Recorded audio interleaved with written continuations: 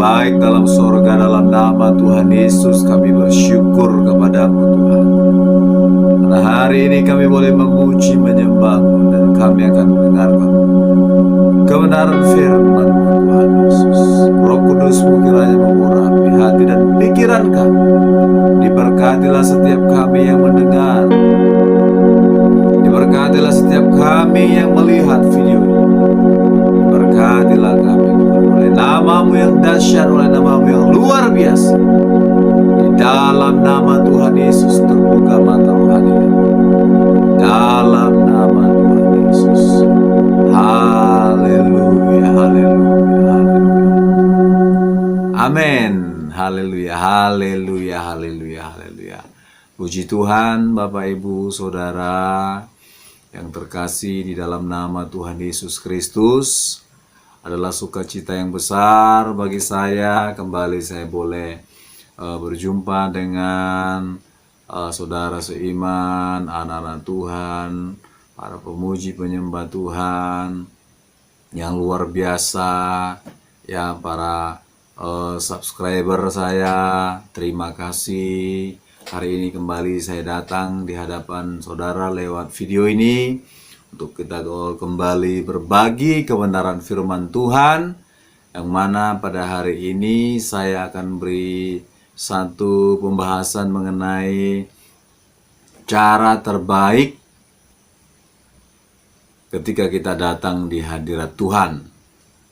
Haleluya. Puji Tuhan ya. Pertama-tama tentunya saya mengucapkan banyak terima kasih kepada saudara-saudara seiman, para saudara-saudara terkasih yang sudah memberikan dukungan dalam channel saya ini. Kiranya Tuhan Yesus memberkati kita semuanya. Kiranya Tuhan memberikan kehidupan, penyertaan, perlindungan bagi kita semua ya. Kepada saudara-saudara saya yang baru hari ini boleh bergabung dengan saya lewat channel ini, selamat bertemu, selamat berjumpa, selamat berkenalan lewat channel saya, Marian Sistorus. Kiranya saudara juga diberkati lewat channel ini, dan jangan lupa berikanlah dukungan. Jangan lupa like, subscribe, share video ini kepada teman-teman kita ya. Berilah dukungan, semoga lewat dukungan Bapak Ibu Saudara semuanya channel ini bisa bertumbuh dan berkembang. Nah, baik, kita akan langsung saja kepada topik pembahasan kita hari ini, yaitu mengenai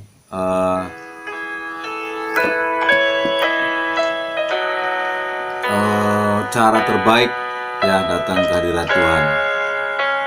Kita tahu bahwasanya setiap kita anak-anak Tuhan pasti merindukan ya saat-saat terindah di hadirat Tuhan ya.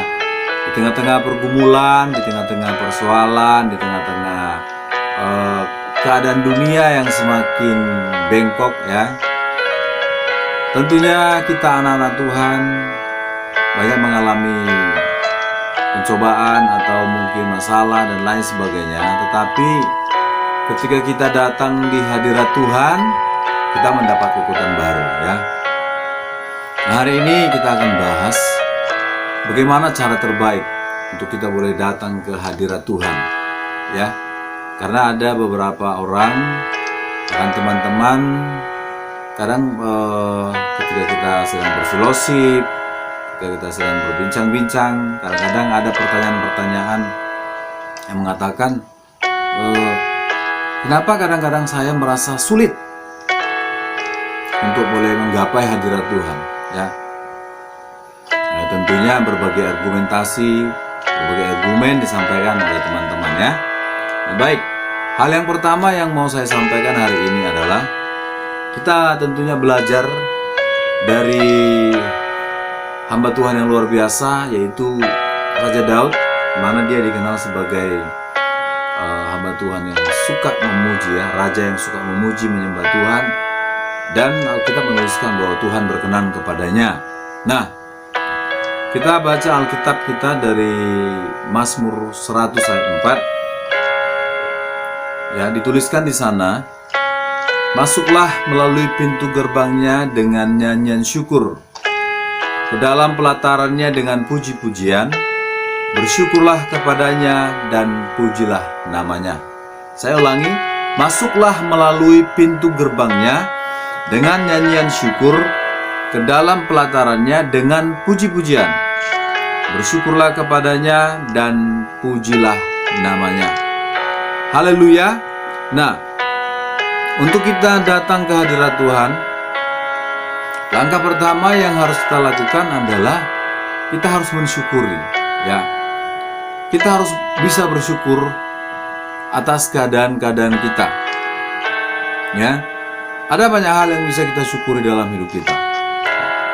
Mungkin kalau kita melihat keadaan kita bandingkan dengan orang-orang di atas kita, mungkin kita agak sulit bersyukur, ya. Cara terbaik adalah jangan bandingkan diri kita dengan orang lain. Cara terbaik ketika kita mau bersyukur, jangan bandingkan diri kita dengan orang lain. Tetapi pandanglah kepada Tuhan yang memberikan segala sesuatu yang baik dalam hidup kita, ya. Ada banyak hal yang bisa kita syukur dalam hidup kita. Kesehatan, hikmat Tuhan, perlindungan Tuhan, umur yang panjang, ya, keadaan keluarga yang baik, ya. Kita masih bisa bekerja, kita masih bisa beraktivitas, ya, kita masih bisa berkumpul dengan keluarga. Itu adalah hal-hal yang layak atau pantas kita syukuri kepada Tuhan, ya. Jadi ketika kita datang bersyukur kepada Tuhan, lihatlah apa yang sudah Tuhan lakukan dalam hidup kita. Setidak-tidaknya kita sehat hari ini, itu adalah sesuatu hal yang layak kita syukuri, ya. Jadi jangan pandang keadaan orang lain yang jauh lebih baik dari kita, jangan. Tapi pandanglah kepada kasih karunia Tuhan yang sudah menyertai kita, yang sudah menyampaikan kita ke titik hari ini, di mana kita yakin dan percaya bahwa Allah masih punya banyak rencana yang akan dilakukan Tuhan lewat hidup kita. Jadi kita harus punya iman, ya, percaya diri, ya, bahwa Tuhan selalu menyertai kita, ya. Nah, baik Bapak Ibu, jadi hal pertama yang harus kita lakukan adalah kita bersyukur kepada Tuhan atas apa yang sudah kita alami, ya. Yang kedua, cara terbaik, ya, yang bisa kita lakukan adalah datang dengan rendah hati. Jadi ketika kita datang kepada Tuhan, kita datang dengan kerendahan hati, bahwa kita membutuhkan Tuhan, ya. Ada satu ayat Alkitab, Tuhan Yesus memberikan perumpamaan tentang sikap hati seseorang yang datang kepada Tuhan. Saya baca di sini dari kitab Lukas 18 ayat 9 sampai 14. Dikatakan di sana perumpamaan tentang orang Farisi dengan pemungut cukai, dan kepada beberapa orang yang menganggap dirinya benar dan memandang rendah semua orang lain, Yesus mengatakan perumpamaan ini. Ada dua orang pergi ke bait Allah untuk berdoa, yang seorang adalah Farisi dan yang lain pemungut cukai. Orang Farisi itu berdiri dan berdoa dalam hatinya begini, "Ya Allah, aku mengucap syukur kepadamu karena aku tidak sama seperti semua orang lain, bukan perampok, bukan orang lalim, bukan pezina, dan bukan juga seperti pemungut cukai ini. Aku berpuasa 2 kali seminggu. Aku memberikan 1/10 dari segala penghasilanku." Tetapi pemungut cukai itu berdiri jauh-jauh, bahkan ia tidak berani menengadah ke langit, melainkan ia memukul diri dan berkata, "Ya Allah, kasihanilah aku, orang berdosa ini." Aku berkata kepadamu, orang ini pulang ke rumahnya sebagai orang yang dibenarkan Allah, dan orang lain itu tidak. Sebab barang siapa meninggikan diri, ia akan direndahkan, Dan barang siapa merendahkan diri, ia akan ditinggikan. Haleluya. Ya. Jadi di sini dituliskan bahwasanya ada dua orang yang datang ke bait Allah. Ya, yang satu datang dengan gagah, yang satu datang dengan berani. Ya, dia melihat dirinya sebagai orang yang beriman, dia lihat dirinya sebagai orang yang melakukan banyak hal di dalam rumah Tuhan. Ya, dia berpuasa, dia memberikan persepuluhan, dan banyak hal lagi yang dia lakukan. Lalu ia sampaikan kepada Tuhan. Lalu dia sampaikan itu seolah-olah apa yang dibuatnya itu sangat berharga di mata Tuhan, ya. Tapi sangat berbanding terbalik dengan satu orang lagi, yaitu seorang pemungut cukai, yang mana dia datang jauh, ya, dia di belakang, dia datang ke bait Allah, dia tidak berani maju, dia hanya di belakang saja dan tidak berani melihat ke atas. Dia tidak berani memandang kepada Allah. Dia menundukkan diri, dia pukul-pukul dadanya, dan dia berkata, "Tuhan, aku ini orang berdosa."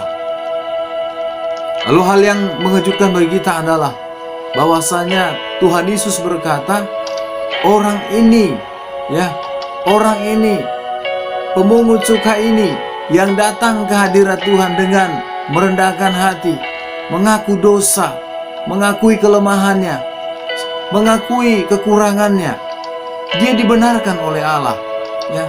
Sedangkan Alkitab berkata yang lain itu tidak. Orang yang datang kepada Tuhan dengan kesombongan, orang yang datang kepada Tuhan dengan tinggi hati, tidak akan pernah mendapat kasih karunia daripada Tuhan. Ya, jelas sekali berulang-ulang Alkitab berkata bahwasanya Tuhan menentang orang yang sombong, Tuhan menentang orang yang congkak, tetapi Ia mengasihani orang yang rendah hati. Jadi hal kedua yang harus kita lakukan adalah jangan pernah datang kepada Tuhan dengan kesombongan, ya, tetapi datanglah kepada Tuhan dengan rendah hati. Oh, kita berkata, Tuhan Yesus, aku membutuhkan Engkau. Tuhan Yesus, aku membutuhkan jamahan. Tuhan, aku ini orang berdosa, banyak dosaku.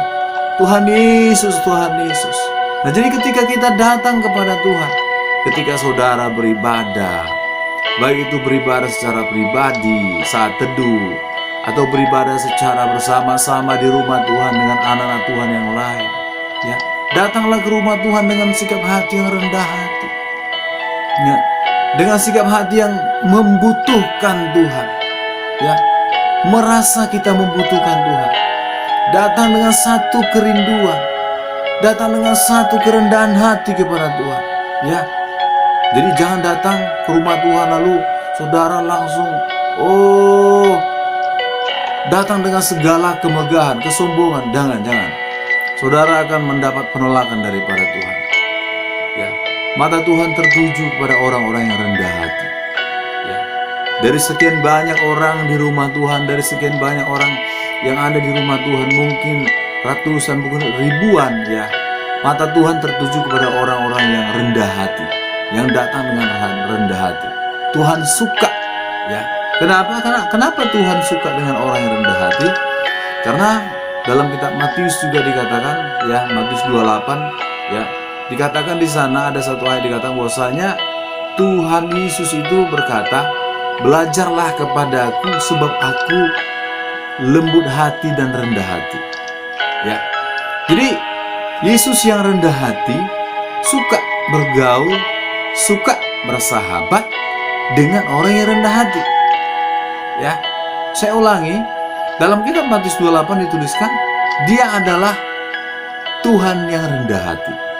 Maka dia suka bergaul, suka bersahabat, suka dekat dengan orang yang rendah hati. Ya.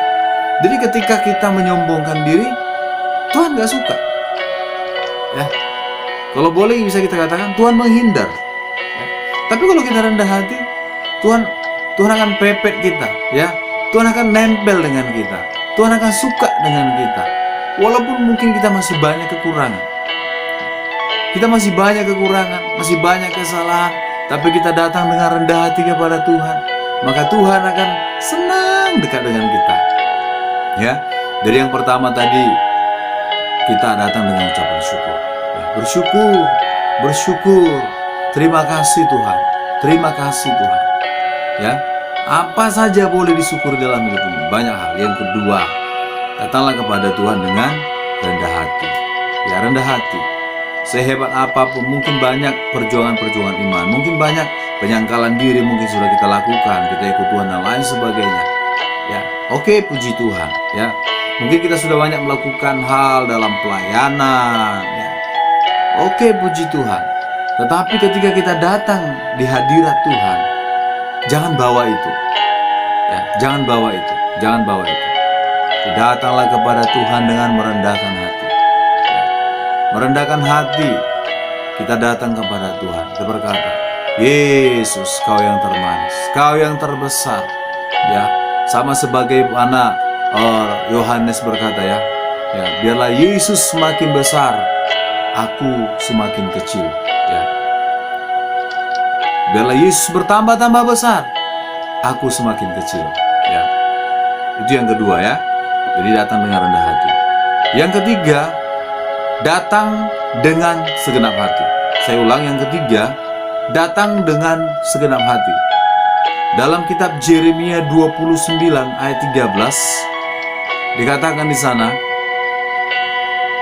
apabila kamu mencari aku, kamu akan menemukan aku. Apabila kamu menanyakan aku dengan segenap hati.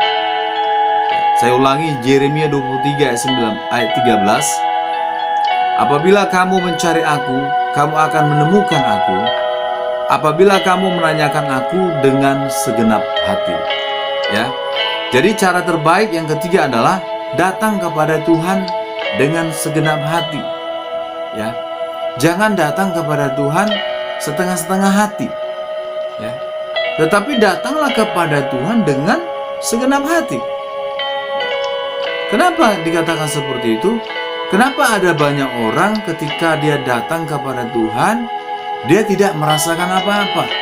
Ya. Dia tidak merasakan kuasa kerajaan sorga. Alkitab menuliskan, ya, Rasul Paulus menuliskan, kerajaan Allah itu terdiri dari kuasa. Kerajaan Allah itu terdiri dari damai sejahtera, sukacita, dan lain sebagainya.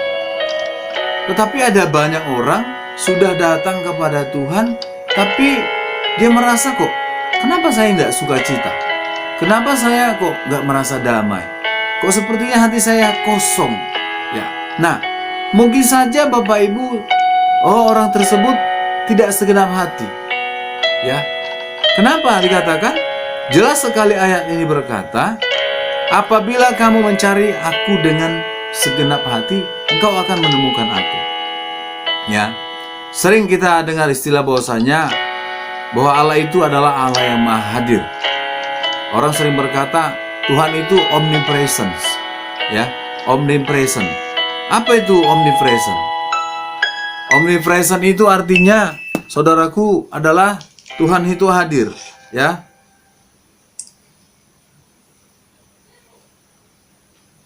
bentar. Nah, omnipresent itu artinya bahwa Allah itu maha hadir. Maha hadir dalam arti apa? Ya, Tuhan itu bisa hadir di banyak tempat, bisa hadir di semua tempat. Contoh saja, kalau misalnya ada disediakan tempat, mungkin ada 1000 tempat ibadah, ya, dalam waktu jam yang sama. Contohnya di gereja kita, di gereja saudara masuk jam ibadah mungkin jam 7 pagi. Di gereja B jam 7 pagi juga. Di gereja C jam 7 pagi juga. Ya, mungkin di 1000 gereja masuknya jam 7 pagi. Ya. Lalu ketika umatnya mulai beribadah masuk jam 7 pagi. Ya, gereja A memanggil Tuhan, gereja B memanggil Tuhan. Nah, Tuhan itu maha hadir. Dia hadir di semua tempat dalam waktu yang sama. Dia bisa hadir di semua tempat dalam waktu yang sama. Itulah namanya omnipresent. Itulah namanya Tuhan itu maha hadir. Beda dengan roh jahat, ya. Kalau roh iblis atau roh jahat itu, kalau dia sudah ada di satu tempat, ya, Dia tidak bisa ada di tempat lain. Ya, dia tidak ada di tempat lain karena dia tidak maha hadir. Ya, jadi si setan atau si roh jahat bisa hadir di satu tempat, tapi dia tidak bisa hadir di tempat lain dalam waktu yang sama. Ya, itulah bedanya dengan Tuhan kita. Tuhan kita Yesus yang dahsyat, Roh Kudus yang luar biasa, hadir di semua tempat dalam keadaan dan waktu yang sama. Itulah dikatakan Tuhan itu adalah omnipresence, maha hadir. Nah, jadi karena Tuhan itu maha hadir, ya, ketika kita datang dengan segenap hati kepada Tuhan, ya, tentunya kita bisa menemukan Tuhan. Jadi bisa dipertanyakan, kenapa kita nggak ketemu? Kenapa roh kita nggak connect dengan roh Tuhan? Berarti ada yang salah dong, ya. Jadi yang salah itu di pihak kita, bukan di pihak Tuhan. Tuhan itu nggak ada yang salah, ya. Kita yang salah, ya. Jadi kita datang kepada Tuhan, mencari wajah Tuhan, ya, baik itu lewat berdoa, lewat bernyanyi, ya, baik kita mungkin lagi mendengar firman Tuhan, ya. Kita harus datang dengan segenap hati. Kalau kita lagi berdoa, pikiran di mana-mana. Kalau kita lagi berdoa, pikiran lagi bernyanyi, pikiran di mana-mana, itu tidak dengan segenap hati. Jadi ketika kita datang kepada Tuhan, datanglah dengan segenap hati, lupakan yang lain. Ya, mungkin lagi ada masalah, mungkin lagi ada persoalan, mungkin lagi bertengkar dengan pasangan, mungkin pekerjaan lagi berantakan. Lupakan sejenak. Ketika kita datang kepada Tuhan, kita fokus datang dengan segenap hati, maka kita akan mengalami hadirat Tuhan. Kita akan mengalami jamahan Tuhan, ya.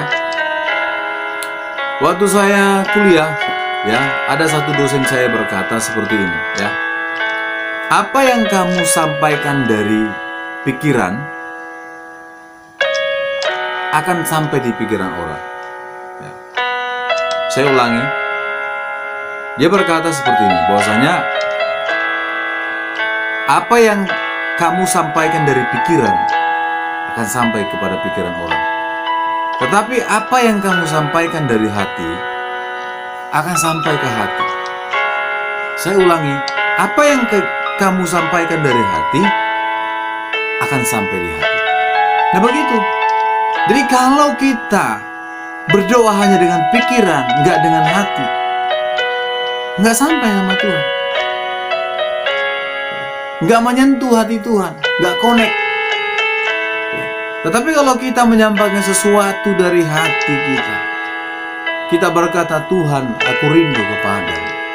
Kita sampaikan dengan kerinduan dari hati kita yang terdalam, maka sampai ke hati Tuhan. Dia klop, ya. Kenapa? Kalau manusia saja memahami pengertian seperti itu, apalagi Tuhan. Ya. Tuhan berkata, ya, di khotbah saya sebelumnya, pembahasan kita sebelumnya, saya bahas tentang bagaimana ketika Tuhan memilih Raja Daud lewat Nabi Samuel, ya. Tuhan berkata kepada Samuel, aku tidak melihat penampilan, aku tidak melihat perawakan Eliab dan yang lain, tetapi aku melihat hati. Nah, jadi Tuhan itu melihat hati. Jadi ketika kita datang kepada Tuhan, ya, datanglah dengan kerinduan dari hati. Jangan pura-pura. Jangan pura-pura. Berdoa jangan pura-pura. Bernyanyi angkat tangan jangan pura-pura. Ya. Jadi kalau kita datang ke gereja, ke rumah Tuhan, kita bernyanyi, memuji, menyembah Tuhan, kita fokusnya kepada Tuhan. Jangan fokus kepada yang lain. Jangan fokus kepada kiri kanan. Jangan fokus kepada pelayan-pelayan. Jangan. Ya. Jangan fokus kepada musiknya, tapi fokuslah kepada Tuhan. Maka kita akan mengalami kuasa Tuhan. Kita akan mengalami jamahan Tuhan karena fokus kita Tuhan. Ya, jadi itulah ciri-ciri orang yang datang kepada Tuhan dengan segenap hati. Jadi saya katakan bahwasanya Allah tidak bisa dibohongi. Tuhan tahu yang mana yang tulus dan mana yang tidak tulus. Ketika kita berdoa, ketika kita bernyanyi, ketika kita mendengar firman, ketika kita berkata amin, kita dengar firman, kita berkata amin, Tuhan tahu yang mana yang tulus. Tuluskah amenmu? Tuluskah amin kita? Ketika hamba Tuhan berkata amin, lalu kita berkata amin, benarkah kita tulus? Nah, Tuhan tahu yang mana yang tulus mengaminkan, yang mana hanya menyenangkan saja. Yang penting pendetanya senang. Dibilang amin, yang penting pendeta senang, ya. Jadi Bapak Ibu, jadi hal yang harus kita kerjakan adalah, ya, datang kepada Tuhan dengan senang hati. Haleluya. Nah, puji Tuhan Bapak Ibu, hari ini kita hanya membahas 3 hal ini saja yang paling penting. Supaya apa? Supaya kita tidak merasa garing, ya. Supaya kita tidak merasa garing ketika kita datang kepada Tuhan, ya. Datang dengan hati bersyukur. Yang kedua tadi datang dengan rendah hati. Yang ketiga, datanglah dengan segenap hati. Jikalau hari-hari ini engkau merasa Tuhan jauh, coba cek hatimu. Kalau hari-hari ini kita merasa sepertinya Tuhan itu jauh, mari cek hati kita. Tuhan itu tidak pernah jauh. Kita lah yang jauh daripada Tuhan, ya. Cek hati, mungkin apakah masih bersyukur, atau sudah banyak sungut-sungut, atau sudah banyak perkataan negatif melihat keadaan dunia ini. Mungkin kita sudah mempersalahkan keadaan, mempersalahkan Tuhan, ya. Kemudian rendah hatilah. Bila perlu minta ampunlah di hadapan Tuhan. Sekalipun kita merasa tidak ada dosa, tetapi minta ampunlah. Merendahkan hati. Tuhan suka kalau kita datang kepada Tuhan dengan rendah hati, ya. Kiranya lewat pembahasan kita malam hari ini, saudara boleh mengalami perjumpaan dengan Tuhan, ya.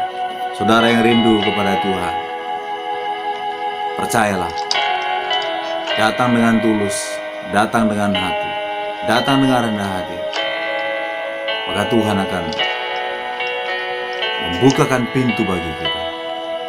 Haleluya. Terima kasih. Inilah yang boleh saya sampaikan.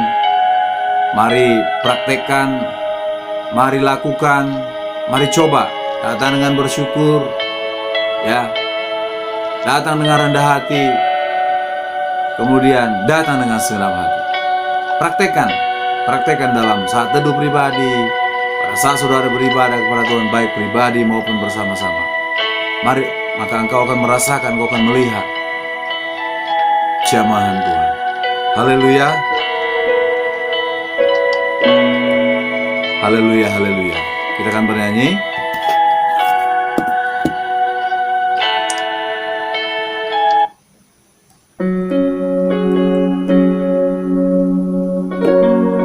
Percayalah bahwa Tuhan Yesus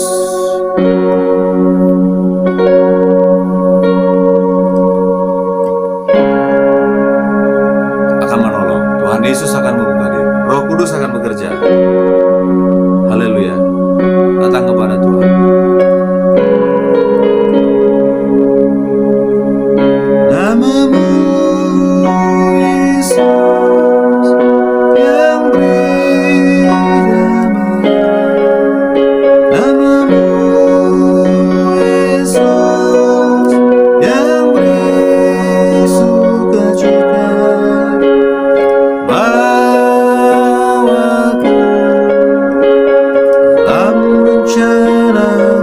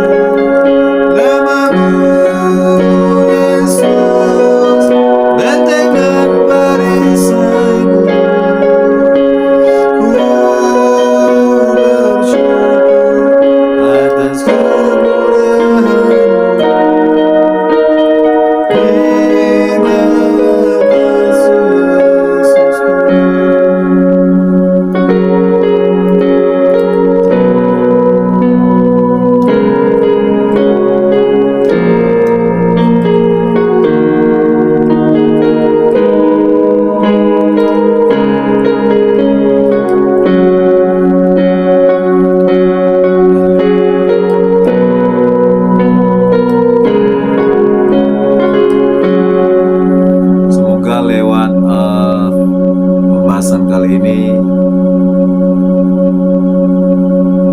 kita tidak lagi merasa jauh dari Tuhan, ya. Kiranya semuanya kita diberkati, nama Tuhan dimuliakan. Haleluya, haleluya, haleluya. Jangan lupa dukung channel ini. Jangan lupa kita saling mendoakan,